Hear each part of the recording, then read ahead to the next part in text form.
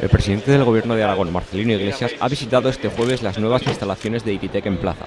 Esta empresa, dedicada al sector de las tecnologías de la información, ha experimentado un crecimiento del 30% en el último año. Paralelamente, creo que en 6 años nos sentimos orgullosos de haber creado 170 puestos de trabajo cualificado, hemos repescado gente de fuera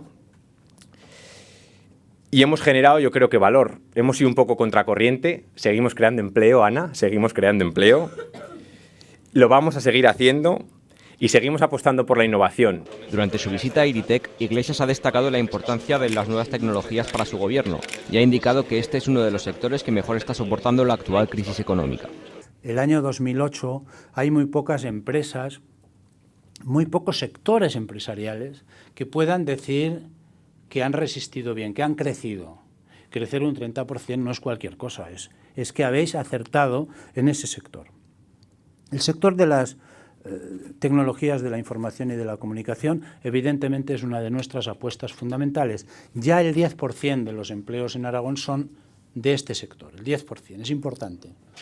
El presidente de la comunidad ha añadido que la economía aragonesa podría retomar la senda del crecimiento y presentar un panorama distinto hacia finales de 2010.